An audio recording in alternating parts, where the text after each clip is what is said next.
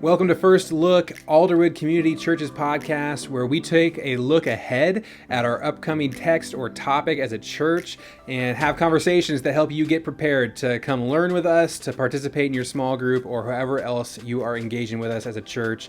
And we have an awesome conversation today with Pastor Ken Draper, who is the pastor who works with our senior adults and our assimilation ministries. And also, he was the pastor over life groups for 6 years before I took over that role this September.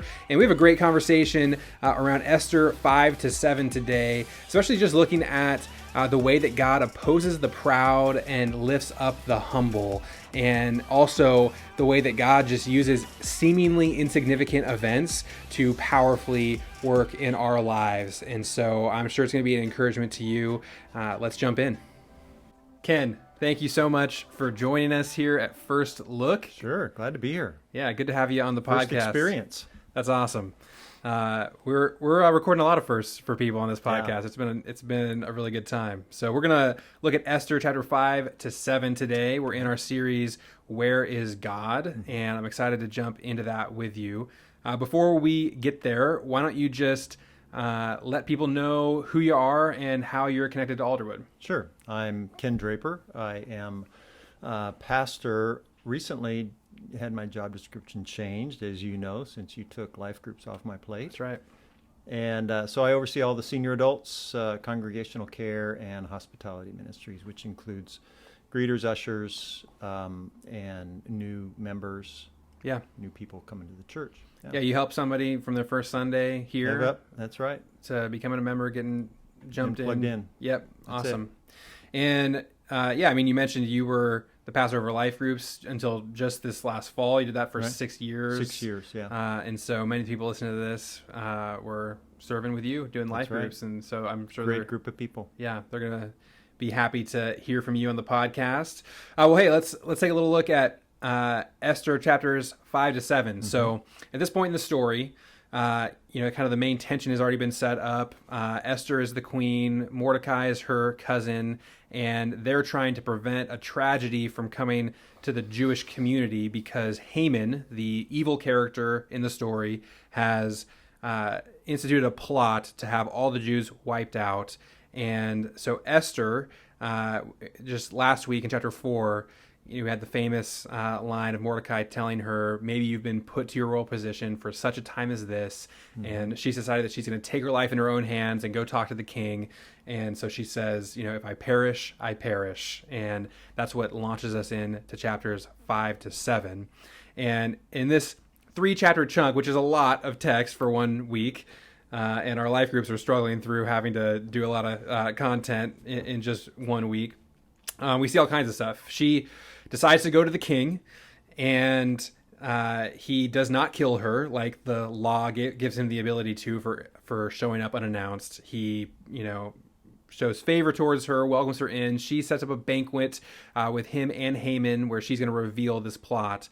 And in kind of the behind the scenes, we see Haman continue to go forward with his hatred for Mordecai. So he builds a giant stake or a giant gallows. It's not totally clear. I think the Hebrew is just a tree. Mm-hmm. But he's building this giant thing to kill Mordecai. He's going to execute Mordecai. And yet what we see in this reversal in this story in chapters 5-7 is that the king kind of miraculously remembers that Mordecai way back when helped him. He prevented a plot from taking the king's life. And so the king calls Haman in and says, hey, why don't you actually parade Mordecai around the city talking about how great Mordecai is? And so Haman goes from executing him that morning to having to lead him around on horseback. And so that's one reversal. But then this section ends with Esther at a banquet actually telling the king, Haman actually is trying to kill my people. And the king does not know, actually, that Esther is a Jew. And so this is news to him that Haman's plot to kill the Jews is actually a plot to kill his own queen. And the king, this ends up with him actually putting Haman to death on the very thing that he constructed to kill Mordecai. So This is a text of reversal, of, the proud being humbled, the humble being lifted up. And kind of the big idea that we're looking at in this text is that even when we least expect it, God opposes the proud and gives grace to the humble. And so, Ken, as you look at this story here, what are some things that jump out to you? What are some things that you look at when you read this text? Well, I think you've already put your finger on the pride and the humble, pride and humility piece. That's certainly, you see the pride obviously in Haman, and the humility, I think, as you're talking about it, I was thinking, boy, Esther really exemplifies that humility. Yeah. So. Yeah, I mean, she really puts herself in God's hands. Right. Mordecai too. I mean, one of the things that's interesting about this is Mordecai knows that Haman is out to get him. Right. Haman's this powerful, wealthy person, has the king's ear, and Mordecai, he doesn't flee. He doesn't try to kill Haman. He doesn't take things into his own hands. He entrusts himself to God, and it comes down to the wire. I mean, Haman is going to kill Mordecai the very next morning when God intervenes. And so we see God protecting Mordecai, and Haman is just this epitome of pride in this story. Oh, yeah, and that just, it almost seems that the story kind of stretches out with the two banquets, and the interval in between is a time for Haman, his pride to become further puffed up, and in God's sovereignty, that's the time when he set the hook, so to speak, in Haman, and he was at this point of, it was a done deal. Yeah, I want to read something about Haman because it's just so funny. This is in chapter 5, the end of chapter 5. And he's all excited because Esther invited him to a banquet. So he's riding high, and he's still enraged at Mordecai. And it says this in verse 10, calling together his friends and Zeresh, his wife, Haman boasted to them about his vast wealth, his many sons, and all the ways that the king had honored him, and how he had elevated him above the other nobles and officials. Yeah. And that's not all, Haman added. I'm the only person that Queen Esther invited to accompany the king to the banquet she gave. And she invited me to come along tomorrow. But all this gives me no satisfaction as long as I see that Jew Mordecai sitting at the king's gates. Oh, gosh, yeah. I mean, what a depiction of pride. I mean, yeah.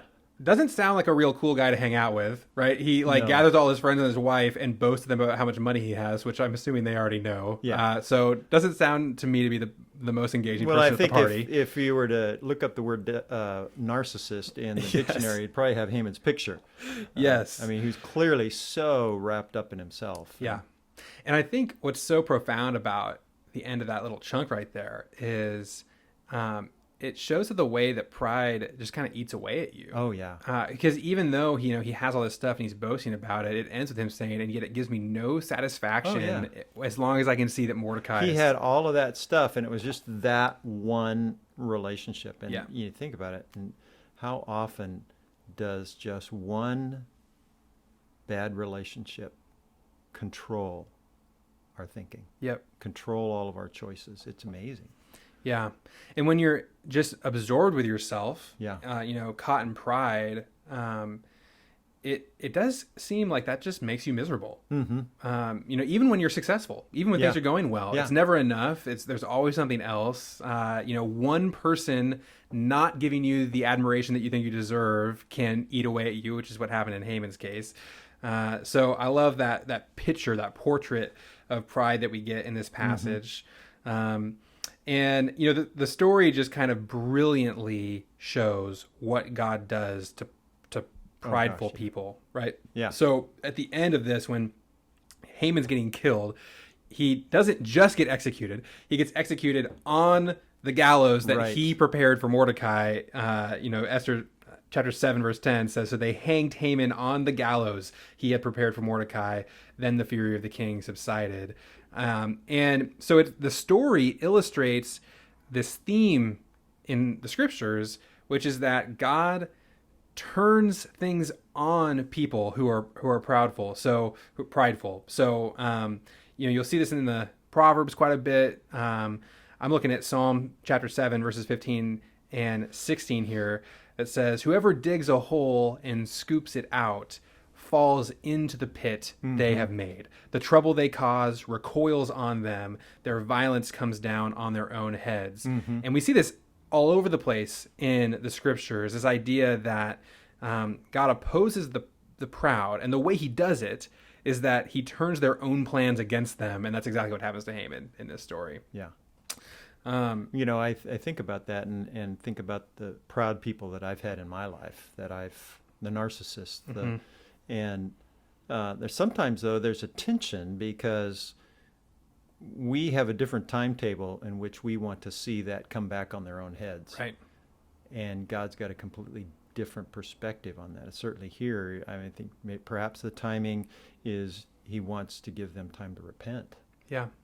But I have a tendency to want to see it happen now. Well, and what's so funny about that isn't that our own pride? Oh, yeah.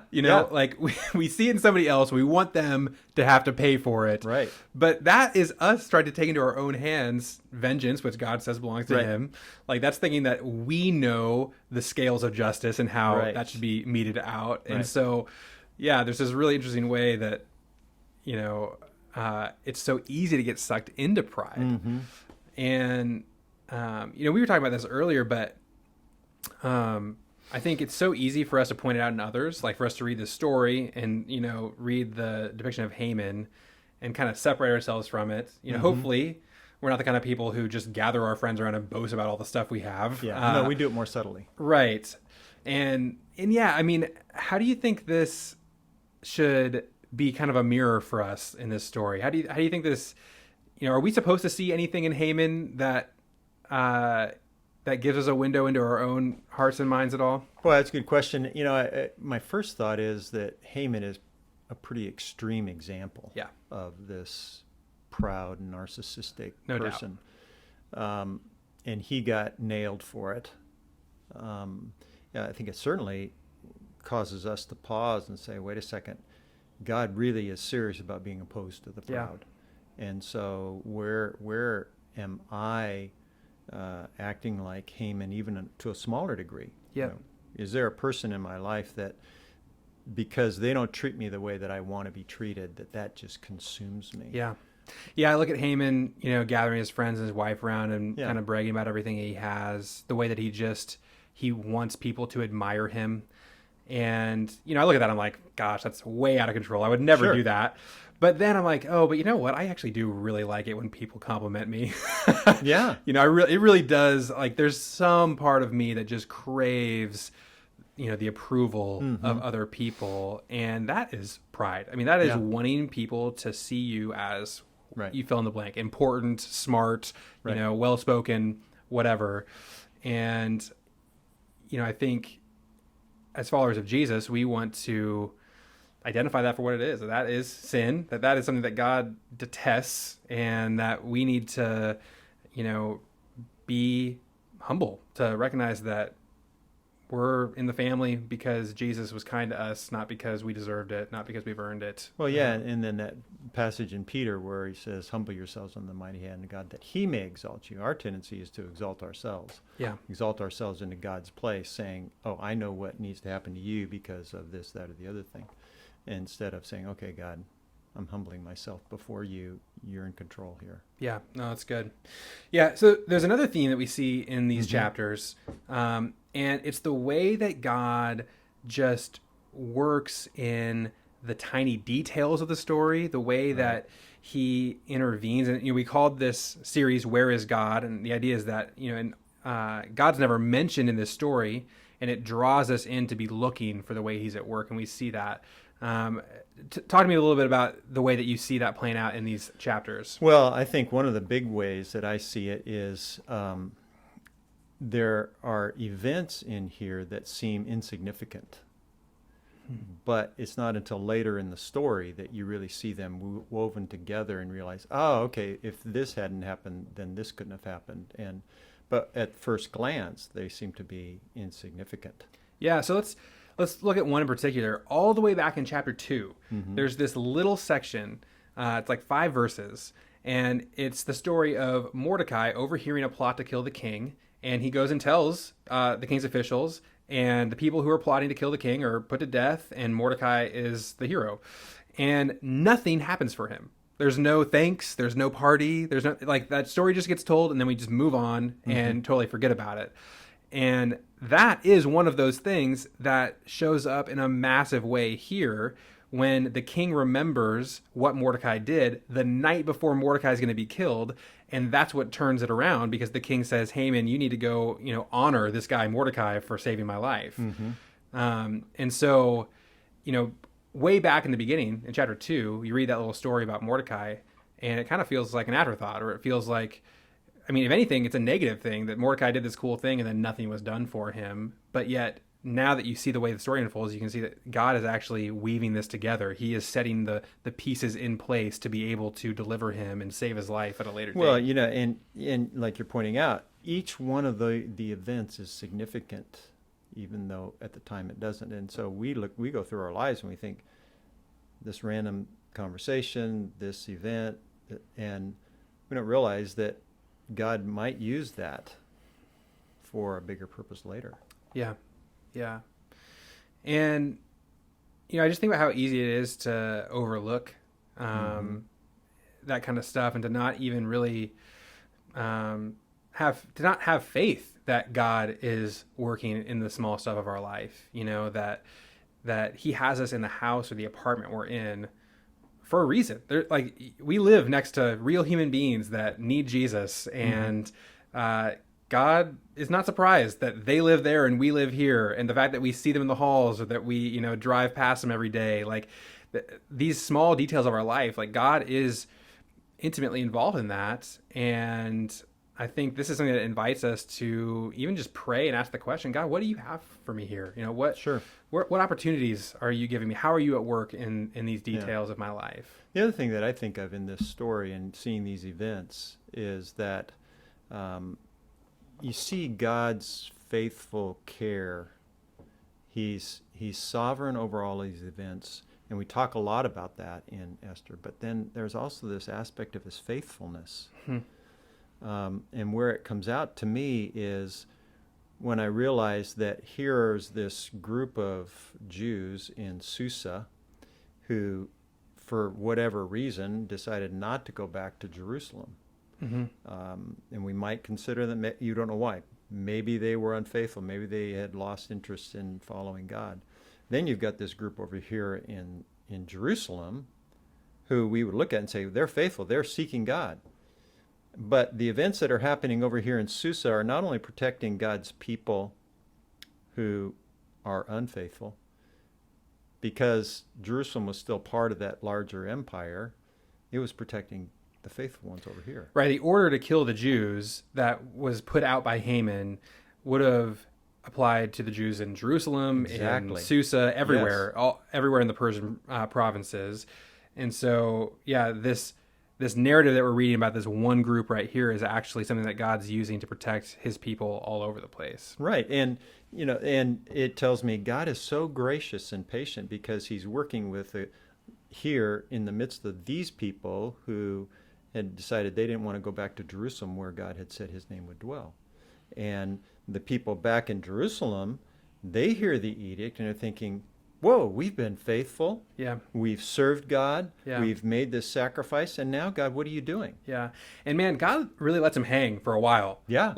There's weeks, there's months going by here. Yeah, where, 11 months. Where, this order for the Jews to be put to death is out there. It's not real clear that God's doing anything to unwind it. And it comes down to the wire with Mordecai.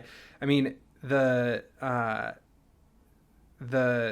gallows to hang him has been built. Haman is intending that very morning to put Mordecai to death.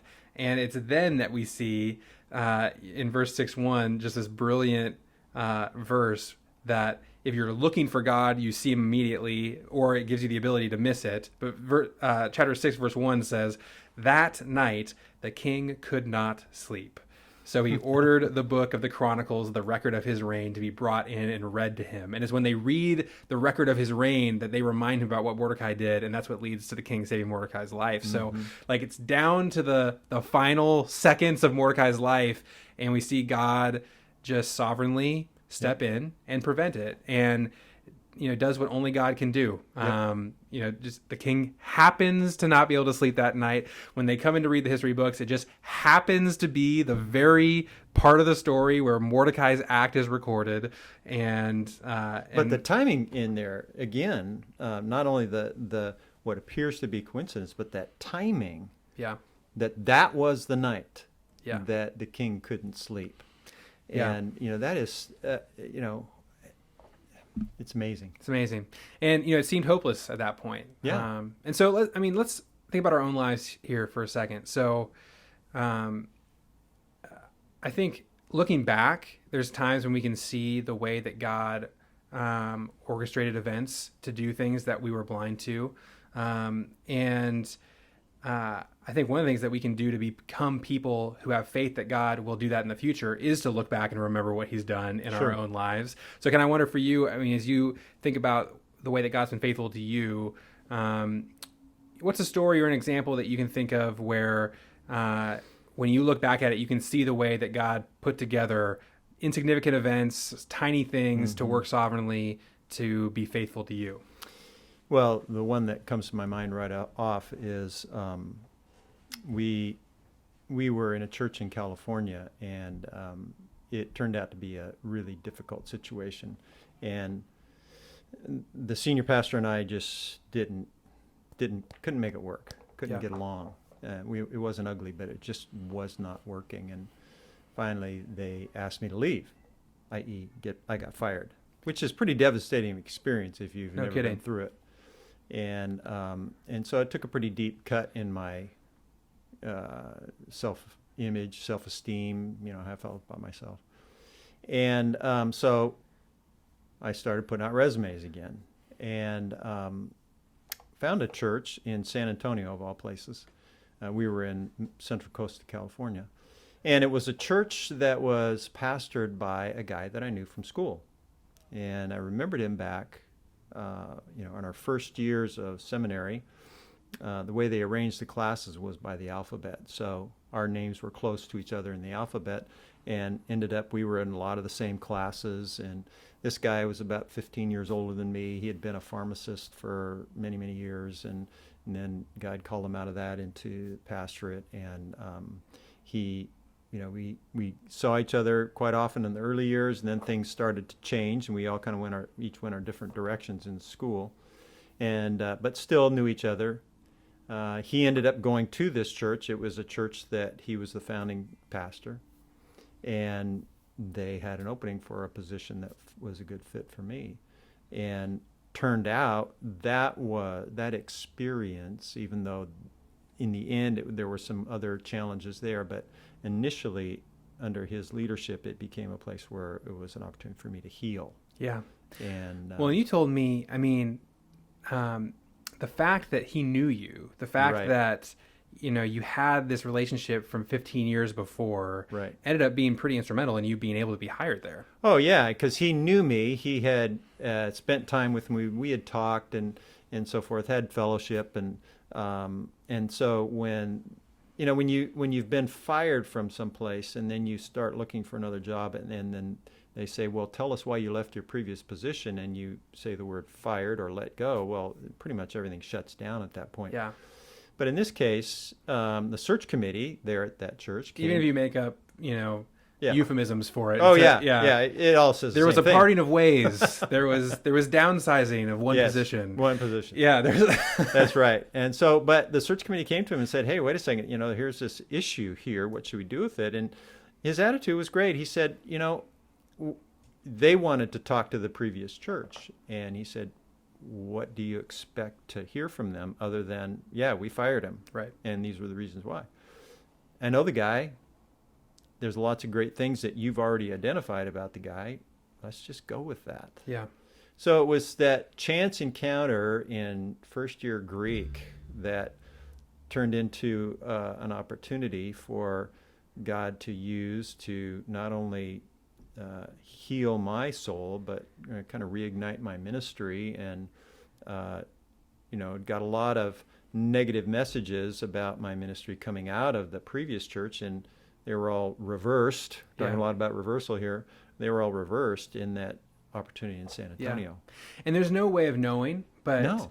I bet that had God not arranged that relationship 15 years earlier, when his search committee comes and says, hey, this guy was fired at his last church, we better call him up, he may not defend you the same way that he did since he knew you from seminary.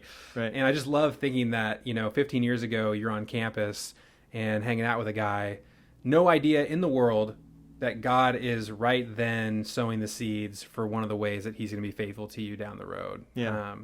And I just wonder how often that's happening around us and we're blind to it. Oh, sure. And we think we know what's going on in that situation, and we're maybe even trying to manipulate things and use this situation or that situation, this person or that person to further ourselves instead of just enjoying that person and the fellowship and, and the interaction. Who knows what God might do with it? Yeah, that's great. Well, I hope that this text, this story can help us to be people who not only are able to look back and see some of the ways that God did that, but also to look forward to say, like, when things feel hopeless, when you're sending those resumes out and you're not getting any responses because you have to say that you were fired from your last job, when you're in a relationship that seems like there's no hope for restoration, when you're facing things where it does not seem like God is at work, that it would give us the ability to be people who look expectantly for ways that God is going to work to redeem the situation we're in and deliver and be faithful to us. Yeah, and I think that expectancy is really key, because that's a reflection of one's trust in God. Yeah. One of the things that my wife and I say to each other often is, okay, God's faithful and he's still on his throne. Yeah, amen. Yeah, so that really makes a difference. Well, Ken, we got to wrap things up. Okay. As we look forward to this message and as our groups look forward to studying this passage together, what's just maybe one thing that you would hope that Alderwood would take away from the story in Esther's 5-7? Well, I would say, number one, that God is sovereign and faithful in his care for his people.